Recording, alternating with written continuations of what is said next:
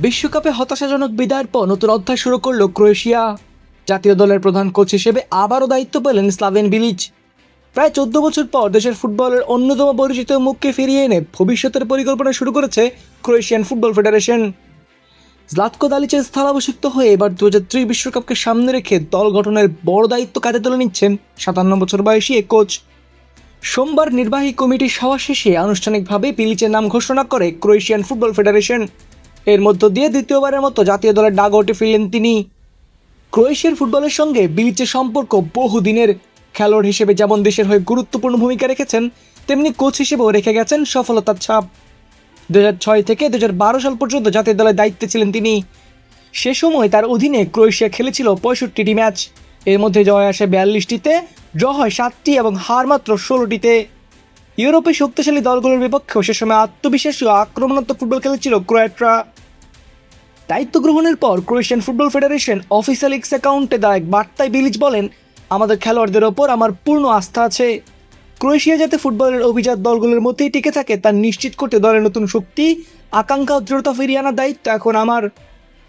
শুধু কোচ নন, খেলোয়াড় হিসেবেও ক্রোয়েশিয়ার ইতিহাসের অংশ বিলিচ। সময় কিন্তু চলে যাচ্ছে, কারেন্ট বিলটা দিও। নিও। নিও তার মানে তো পরে। হাতে যখন নিও তখন বিল পে, ফান্ড ট্রান্সফার অথবা সেভিংস সবই হবে টেনশন ফ্রি। আপনি বলেন দিও, এমটিভি বলে নিও। জাতীয় দলের জার্সিতে তিনি খেলেছেন 44টি ম্যাচ এবং করেছেন 3টি গোল। 1996 সালের ইউরো চ্যাম্পিয়নশিপ এবং 1998 সালের বিশ্বকাপে দেশের প্রতিনিধিত্ব করেন তিনি। বিশেষ করে 1998 বিশ্বকাপে ক্রোয়েশিয়ার ঐতিহাসিক তৃতীয় স্থান অর্জনের অভিযানে তার অভিজ্ঞতা ও নেতৃত্ব ছিল গুরুত্বপূর্ণ। চলমান 2026 বিশ্বকাপে শুরুটা খুব একটা খারাপ ছিল না ক্রোয়েশিয়ার। এল গ্রুপে ইংল্যান্ডের ঠিক 1 পয়েন্ট পিছিয়ে থেকে দ্বিতীয় স্থান দখল করে তারা নকআউট পর্বে জায়গা করে নেয়। তবে শেষ 16-র বদলে এবার নতুন ফরম্যাটের রাউন্ড অফ 32 থেকেই শেষ হয়ে যায় তাদের যাত্রা। পর্তুগালের বিপক্ষে লড়াই করেও 2-1 গোলের ব্যবধানে হেরে বিদায় নিতে হয় ক্রোয়াটদের। এই ব্যর্থতার পরই দায়িত্ব ছাড়ার ঘোষণা দেন জ্লাতকো দালিচ। 2017 সালের অক্টোবরে জাতীয় দলের কোচ হিসেবে দায়িত্ব নেওয়া দালিচ ক্রোয়েশিয়ার ইতিহাসের অন্যতম সফল কোচ।